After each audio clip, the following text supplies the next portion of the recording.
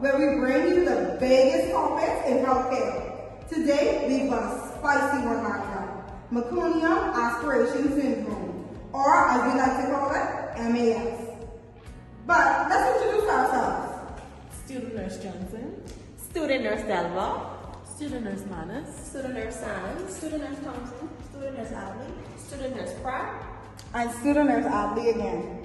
But wait, before we dive in, we got a little something from one of our viewers. Let's roll that clip. Hey, my favorite nurses of the Bahamas. I was so glad to hear that this was the topic you were covering today. And I cannot wait to learn all about Meconium Aspiration Syndrome. This is something so many expectant parents might not fully understand, but it's so important to know the risk and what can be done if it happens. I cannot wait to hear you all dive into this topic and share your knowledge. Keep up the great work. All right, ladies and gents, you heard it. Let's give this topic the attention it deserves. Joining me are my brilliant classmates and future nurses who are ready to break this down in style. So grab your tea, your coffee, or your coconut water, and let's jump in. What is meconium? What is Meconium Aspiration Syndrome?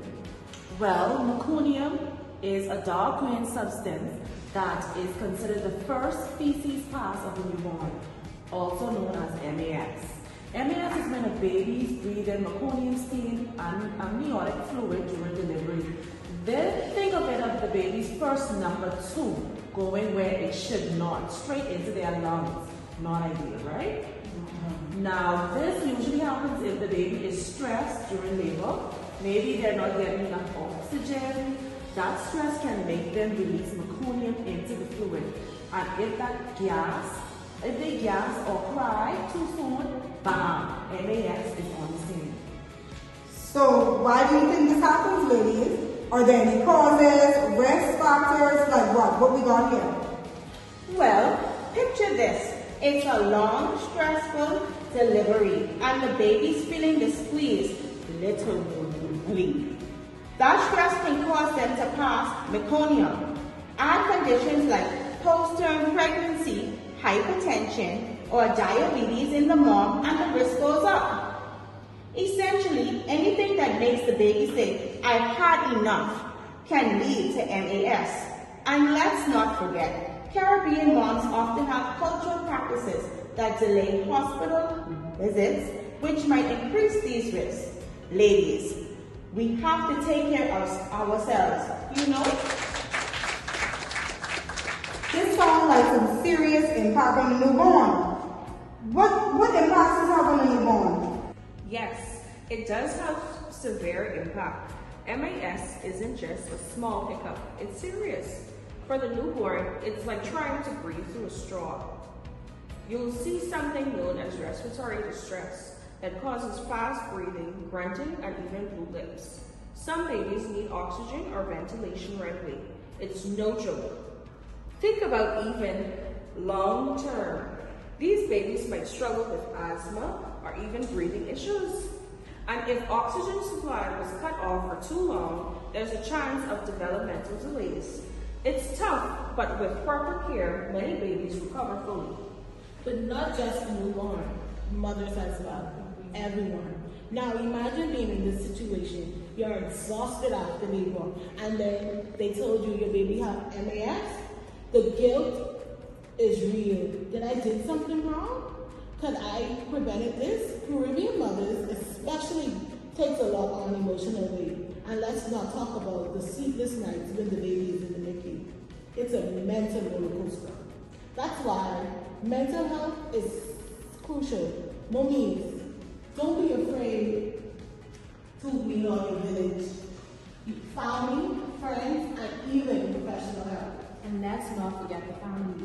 The family also feels it though. Am I right here? Yes. The dads, the grandparents, and siblings, everyone feels the stress. NICU stays can be long and expensive, especially in the Caribbean, where resources can be limited. Families must feel extra pressure. But this is where love and teamwork comes in. We're strong people, and with the right support, we could get through it. Alright, but let's talk medical management though. What's the first step? Suctioning. If we see that meconium stains fluid, we have to act fast before the baby takes their first breath. If the baby is already struggling, we use oxygen or even a ventilator. And if there's inflammation, we bring in antibiotics or surfactant therapy to help the lungs recover. Quick action saves lives, and trust me, the NICU team knows their stuff. Now for surgical, things can get really complicated. For severe MAS, we may need to use ECMO, basically a machine that takes over the baby's lung function to give them a chance to heal. Surgery is rare, but in extreme cases, it is optional. It's last resort, but it can make a total difference. Now, nursing care is the backbone of recovery. We monitor those vital signs like hawks, such as oxygen levels, heart rate, you name it. We also educate the parents, especially first-time moms, about what to expect and how to care for their baby at home.